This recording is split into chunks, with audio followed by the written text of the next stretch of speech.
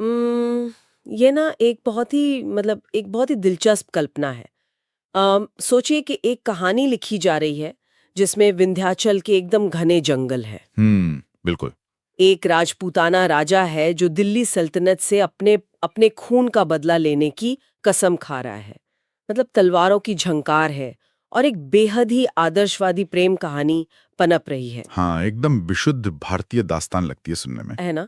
लेकिन फिर अचानक से ये पता चले कि इस पूरी कहानी का जो मूल ढांचा है वो दरअसल इंग्लैंड के महान नाटककार विलियम शेक्सपियर के एक नाटक से लिया गया है। हाँ, ये विरोधाभास अपने आप में बहुत चौंकाने वाला है। मतलब कोई सोच भी नहीं सकता। बिल्कुल।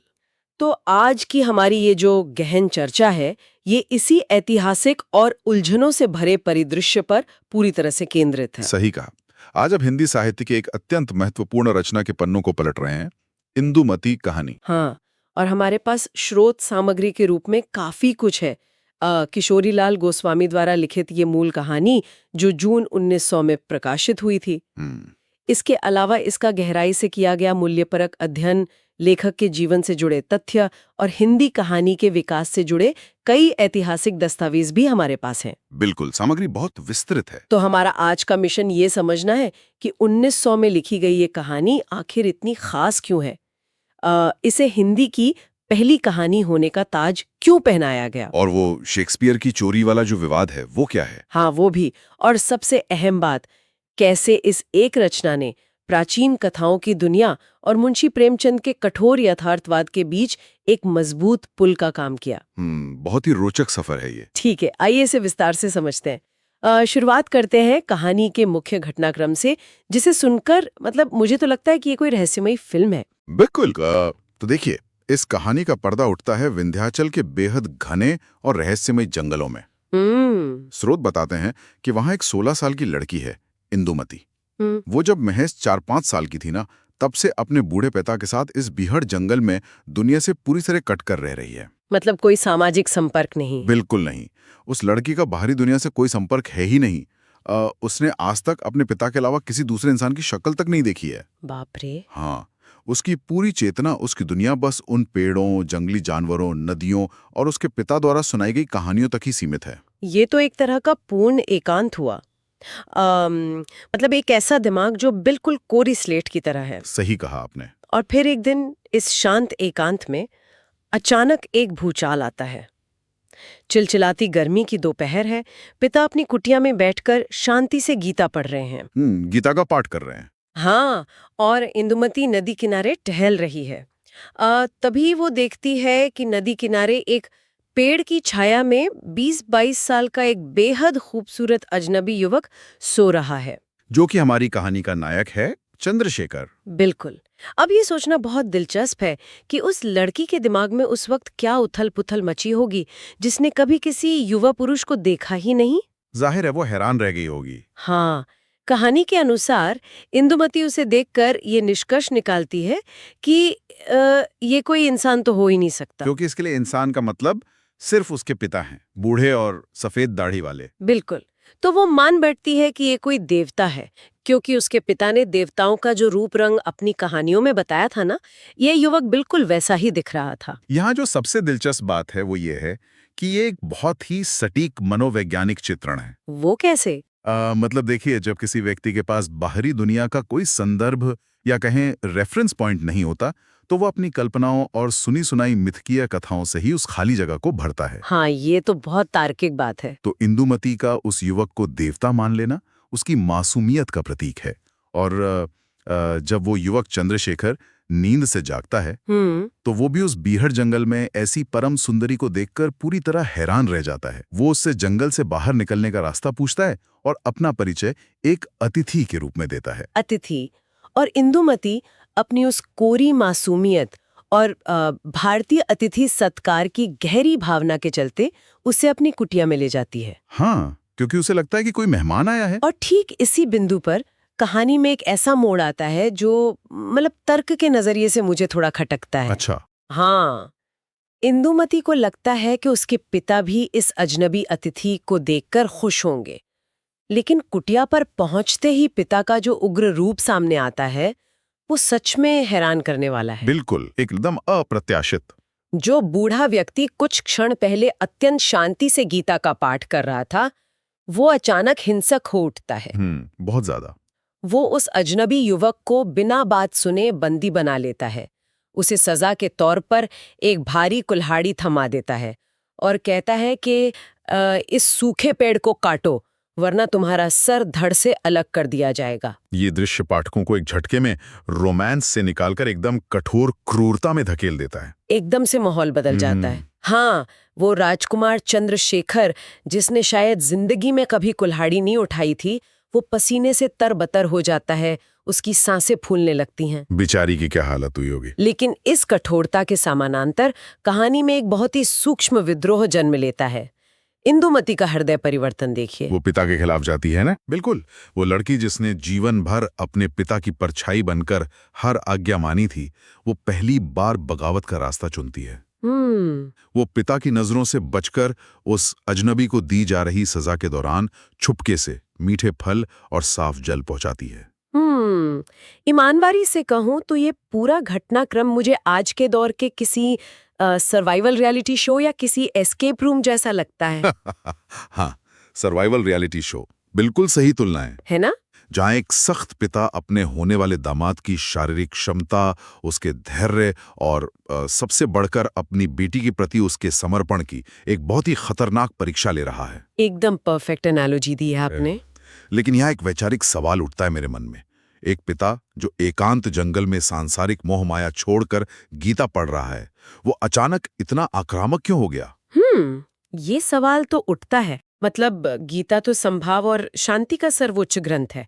क्या ये सिर्फ एक पिता का अपनी बेटी को लेकर असुरक्षा का भाव था, या इस पूरे ड्रामे के पीछे कोई बहुत बड़ी चाल चल रही थी? देखिए, पिता का ये कृत्य केवल एक सामान्य पिता का गुस्सा नहीं था, बल्कि इसके पीछे एक गहरा ऐतिहासिक प्रतिशोध सुलग रहा था। ऐतिहासिक प्रतिशोध? हाँ, कहानी के अगले हिस्से में इस रहस्य से पूरी तरह पर्दा उठता है और कहानी एक अलग ही धरातल पर पहुंच जाती है। क्या होता है आगे? रात के अंधेरे में वो बूढ़ा पिता अपने 50 वफादार हथियारबंद सैनिकों के सामने एक बहुत बड़ा रहस्योद्घाटन करता है। 50 सैनिक जंगल में? जी हाँ, वो बताता है कि वो कोई साधारण वनवासी या सन्यासी नहीं है, बल्कि वो देवगढ़ का राजा है। देवगढ़ का राजा?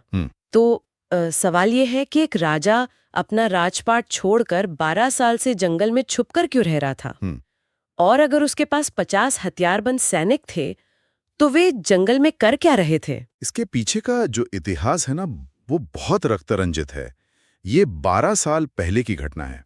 दिल्ली के तत्कालीन शासक इब्राहिम लोदी ने देवगढ़ पर अचानक हमला कर दिया था। इब्राहिम लोदी ने? हाँ, और उस हमले का उद्देश्य कोई राज्य का विस्तार या राजनीतिक कारण नहीं था, बल्कि इब्राहिम लोदी ने देवगढ़ के राजा की बेहद खूबसूरत पत्नी यानी इंदुमती की मांग की थी। ओह, ये तो बहुत ही क्रूर बात है। बिल्कुल। राजा ने इस अपमानजनक शर्त को सिरे से ठुकरा दिया और युद्ध के मैदान में उतर गया। लेकिन देवगढ़ की सेना बहुत छोटी थी, तो राज्य तबाह हो गया। और रानी का क्या हुआ? रानी ने अपनी अस्मिता और सम्मान बचाने के लिए आत्महत्या कर ली। कितना दुखद है ये। इस भयानक त्रासदी के बाद राजा अपनी 4 साल की बच्ची को लेकर विंध्याचल के इन बीहड़ जंगलों में आ छिपा, और उसी दिन उस राजा ने एक बहुत ही कठोर और अटल प्रतिज्ञा ली थी। वो प्रतिज्ञा क्या थी? राजा ने कसम खाई थी कि जो कोई भी शूरवीर उस पापी इब्राहिम लोदी का वध करेगा, उसी वीर के साथ वो अपनी इकलौती बेटी इंदुमती का विवाह करेगा, और अगर ऐसा कोई नहीं मिला तो वो उसे जीवन भर कुमारी ही रखेगा। तो अब इस बिंदु पर आकर कहानी की सारी कड़ियां एक साथ जुड़ती हुई लग रही हैं। बिल्कुल जुड़ जाती हैं। वो जो अजनबी युवक था जिसे पिता ने पेड़ काटने की सजा दी थी, वो चंद्रशेखर कोई आम राहगीर नहीं है। वो कौन है? वो असल में अजयगढ़ का राजकुमार है, जो अब राजा बन चुका है। इब्राहिम लोदी ने उसके पिता राजशेखर की भी धोखे से हत्या की थी। ओ, तो उसके पास भी बदला लेने की एक वजह थी। एकदम सही। और चंद्रशेखर ने भेष बदलकर बाबर और इब्राहिम लोदी के बीच हुई ऐतिहासिक लड़ाई में इब्राहिम लोदी को मौत के घाट उतार दिया। क्या बात है। तो इसका मतलब ये हुआ कि ये कहानी जो शुरुआत में एक साधारण सी वनवासी प्रेम कथा लग रही थी, वो दरअसल बदले, ऐतिहासिक उथल पुथल और राजपूती शान की एक पूरी दास्तान है। ये तो एक अद्भुत संयोग है कि चंद्रशेखर भटकता हुआ उसी आदमी के पास पहुंच गया जिसने इब्राहिम लोदी के हत्यारे से अपनी बेटी की शादी करने की कसम खा रखी थी। बिल्कुल। और पिता का वो जो भयानक क्रोध था ना, गीता पढ़ते हुए अचानक भड़क जाना। हाँ, वो जो एकदम से हिंसक हो गया था। वो कोई सन्यासी का पतन नहीं था, बल्कि वह पूरी तरह से एक सोचा समझा नाटक था। यह केवल यह जांचने के लिए एक राजपूती परीक्षा थी कि क्या ये दोनों सच में एक दूसरे से प्रेम करते हैं। मतलब वो बस टेस्ट कर रहा था। हाँ, जब चंद्रशेखर ने इंदुमती को बचाने के लिए उस कठोर सजा को स्वीकार कर लिया और दूसरी तरफ इंदुमती ने एक अजनबी के लिए अपने पिता के खिलाफ जाने की हिम्मत दिखाई, तब उस राजा को यकीन हो गया कि उनका प्रेम सच्चा है और यह युवक उसकी बेटी के लिए एकदम योग्य है। समझ गई। यहाँ स्रोतों में दिए गए मूल्य परक अध्ययन पर ध्यान देना बहुत जरूरी है। हाँ, बिल्कुल। ऐसा प्रतीत होता है कि इस कहानी के माध्यम से 1900 के दशक के समाज के कई आदर्शों को एक जगह गूंथने की कोशिश की गई है। मतलब इसमें जिजीविषा है, यानी विकट परिस्थितियों में भी जीवित रहने की अदम्य इच्छा, अतिथि सत्कार की प्राचीन भावना भी है और विदेशी आक्रमणकारियों के खिलाफ राजपूती शान का प्रदर्शन तो है ही।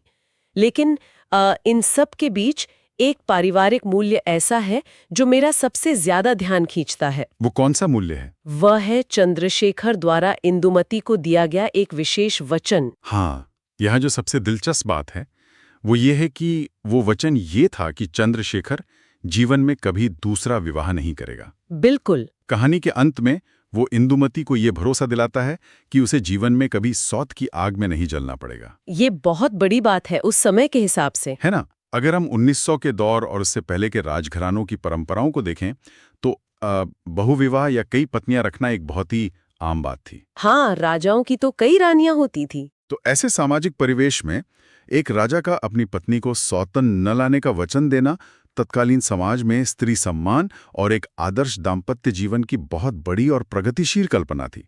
सच में ये बिंदु कहानी को एक नई वैचारिक गहराई देता है। अब जबकि कहानी का घटनाक्रम और उसके पीछे छिपे मूल्य स्पष्ट हो गए हैं, तो मुझे लगता है इस पूरी रचना को जन्म देने वाले रचयिता के बारे में बात करना जरूरी है। हाँ, लेखक के बारे में जानना बहुत अहम है।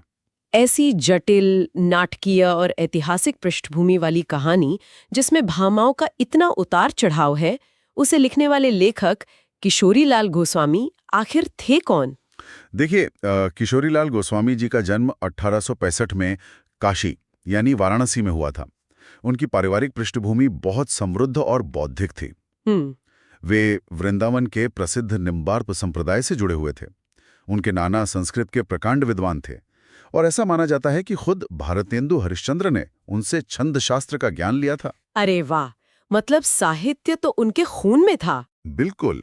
इस वजह से गोस्वामी जी का जो लालन पालन हुआ वो पूरी तरह से एक साहित्यिक और सांस्कृतिक माहौल में हुआ। वे भारतेंदु जी के विचारों से बहुत गहरे प्रभावित थे। उन्होंने अपने जीवन काल में साहित्य की खूब सेवा की और लगभग 65 से अधिक उपन्यास लिखे।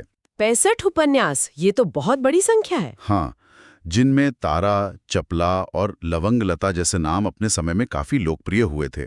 इसके अलावा 1898 में उन्होंने साहित्य को बढ़ावा देने के लिए उपन्यास नाम की एक पत्रिका भी शुरू की थी। और फिर उनकी यही साहित्यिक यात्रा जून 1900 में सरस्वती पत्रिका तक पहुंचती है, जहां ये कहानी इंदुमती प्रकाशित होती है। एकदम सही। ऐतिहासिक दस्तावेज बताते हैं कि हिंदी साहित्य के सबसे बड़े और प्रतिष्ठित आलोचकों में से एक आचार्य रामचंद्र शुक्ल ने इस रचना को हिंदी की प्रथम मौलिक कहानी का दर्जा दे दिया। हाँ, शुक्ल जी ने इसे बहुत महत्व दिया था। लेकिन यहीं पर कहानी में वो सबसे बड़ा विवाद या कह लें ट्विस्ट आता है जिसकी चर्चा हमने शुरुआत में की थी।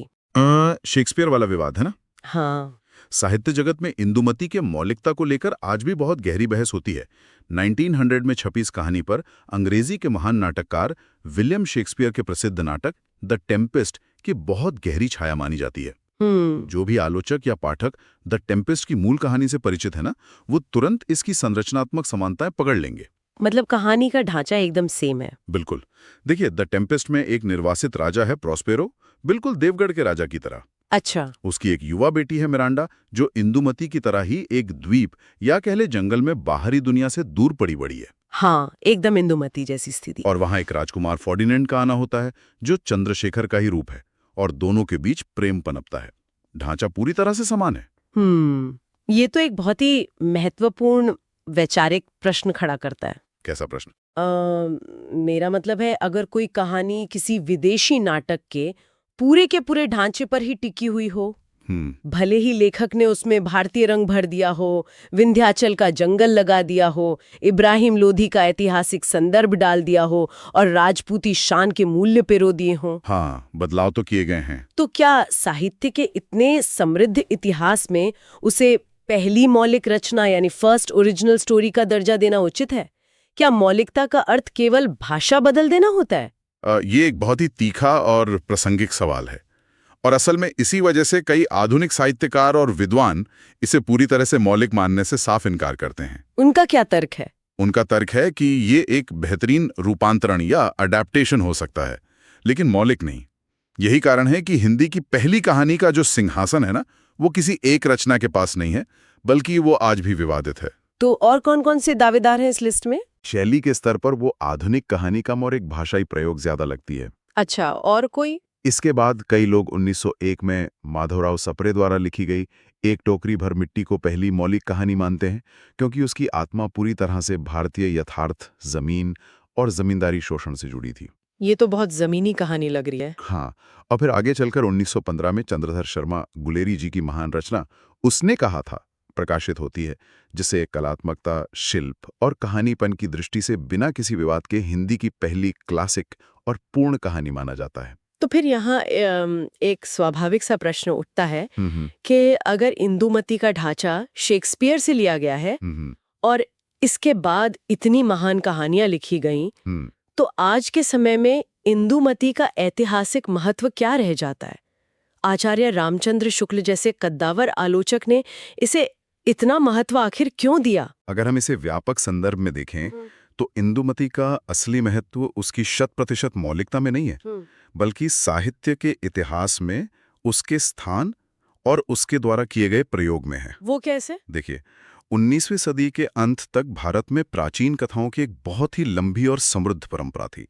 जातक कथाएं, पंचतंत्र, बैताल पचीसी और हितोपदेश जैसी कथाएं घर घर में सुनी जाती थी। हाँ, ये तो हम सबने सुनी है। लेकिन ये सब नीति कथाएं या किस्से थे। पश्चिम की जो शॉर्ट स्टोरी विधा होती है, जिसमें कसी हुई घटना होती है, पात्रों का मनोविज्ञान होता है और एक निश्चित अंत होता है, वो आधुनिक रूप हिंदी गद्य में बिल्कुल नया था। अच्छा, मतलब फॉर्मेट नया था। बिल्कुल। आचार्य शुक्ल ने शायद इसलिए इसे चुना क्योंकि इंदुमती ने उस नई पश्चिमी विधा के ढांचे को हिंदी गद्य पाठकों के सामने पहली बार एक बहुत ही रोचक, नाटकीय और व्यवस्थित तरीके से पेश किया था। समझ गए। ये प्राचीन कथाओं और आधुनिक कहानी के बीच का एक अनिवार्य प्रयोग था। दूसरे शब्दों में कहा जाए तो ये एक तरह का पुल था। लेकिन इंदुमती को पढ़ते हुए जो एक बात मुझे खटकती है, वो ये है कि इसमें जो दुनिया रची गई है, राजा, रानी, जंगल, अचानक से प्रकट होने वाला राजकुमार और एक बहुत ही आदर्शवादी रोमांटिसिज्म, वो सब असल जिंदगी से बहुत दूर लगता है। मतलब ये बाद की हिंदी कहानियों जिन्हें हम यथार्थवादी कहते हैं, उनसे बिल्कुल ही अलग है। ये अंतर बिल्कुल स्पष्ट है। इंदुमती की वो कल्पना शून्यता और रोमांटिसिज्म हिंदी साहित्य के एक शुरुआती प्रयोगधर्मी दौर का प्रतिनिधित्व करते हैं। मतलब शुरुआत में ऐसा ही लिखा जाता था। हाँ, ये वो समय था जब लेखकों को लग रहा था कि कहानी का मतलब सिर्फ मनोरंजन और बड़े बड़े आदर्शी होने चाहिए। लेकिन इसके तुरंत बाद कहानी के विकास में एक बहुत बड़ा और क्रांतिकारी मोड़ आता है। वो कौन सा मोड़ था? इस मोड़ को हम प्रेमचंद और जयशंकर प्रसाद का युग कहते हैं। इंदुमती के उस आदर्शवादी और स्वप्निल संसार से बाहर निकलकर हिंदी कहानी मुख्य रूप से दो नई और ठोस दिशाओं में मुड़ गई। मुंशी प्रेमचंद की दिशा के बारे में तो खैर हर साहित्य प्रेमी जानता है। उन्होंने तो कहानी की पूरी जमीन, उसका पूरा व्याकरण ही बदल कर रख दिया था। बिल्कुल, प्रेमचंद का योगदान तो ऐतिहासिक है। उन्होंने हिंदी साहित्य में आदर्शोन्मुखी यथार्थवाद की नींव रखी। ये आदर्शोन्मुखी यथार्थवाद सुनने में किसी बहुत ही भारी भरकम अकादमिक शब्द जैसा लगता है। अगर इसे बिल्कुल सरल शब्दों में समझना हो तो इसका वास्तविक अर्थ क्या है? मैं समझाता हूँ। प्रेमचंद ने कहानियों में असल में किया क्या था? इसे इस तरह समझा जा सकता है कि प्रेमचंद ने यह स्पष्ट कर दिया कि साहित्य केवल महलों, राजा रानियों या जंगलों में भटकते राजकुमारों तक सीमित नहीं रह सकता। उन्होंने समाज की जो नंगी, खुरदुरी और कड़वी सच्चाई थी, उसे बिना किसी पर्दे के अपनी कहानियों का विषय बनाया। इसे यथार्थवाद कहते हैं। अच्छा, जो सच है वही दिखाना। हाँ, लेकिन वे केवल बुराई दिखाकर नहीं छोड़ते थे, बल्कि अंत में एक नैतिक रास्ता या उम्मीद की किरण भी छोड़ते थे। ये उनका आदर्श था, इसलिए इसे आदर्शोन्मुखी यथार्थवाद कहा गया। क्या बात है, बहुत अच्छे से समझाया आपने। कोई उदाहरण है इसका? बिल्कुल। उदाहरण के लिए अगर उनकी बात की कहानियां कफन या पूस की रात देखी जाएं, तो उनमें कोई राजा नहीं है। हाँ, उनमें तो आम लोग हैं। उनमें हल्कू नाम का एक गरीब किसान है जो कड़ाके की ठंड में अपनी जान जोखिम में डालकर खेत की रखवाली कर रहा है।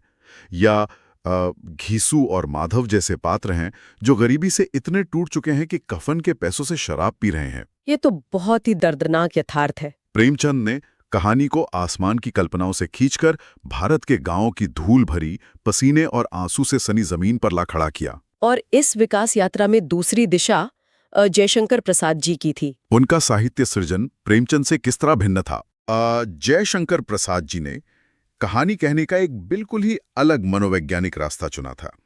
उन्होंने कहानी में बाहरी घटनाओं से ज्यादा मानवीय संवेदना, करुणा, प्रेम और मन के भीतर चलने वाले अंतर्द्वंद पर ध्यान केंद्रित किया। मतलब वो माइंड के लेवल पे ज्यादा खेलते थे। हाँ, उनकी शैली को छायावादी कलात्मकता कहा जाता है। इसका अर्थ यह है कि उनकी कहानियों में भौतिक दुनिया की उथल-पुथल से ज्यादा पात्रों के मन के भीतर चल रहे संघर्ष, उनकी भावनाओं की गहराई और एक तरह की दार्शनिक भावुकता का बहुत गहरा पुट होता था। वे ये दिखाते थे कि एक इंसान अंदर से कैसे टूटता या जुड़ता है। तो अगर हम 1900 से लेके आगे तक के इस पूरे सफर को एक साथ जोड़कर देखें तो ये स्पष्ट हो जाता है कि इंदुमती भले ही पूरी तरह से मौलिक न हो, लेकिन वो एक बेहद महत्वपूर्ण बीज था। बिल्कुल सही कहा आपने। उसी बीज से आधुनिक हिंदी कहानी का इतना विशाल वटवृक्ष पैदा हुआ।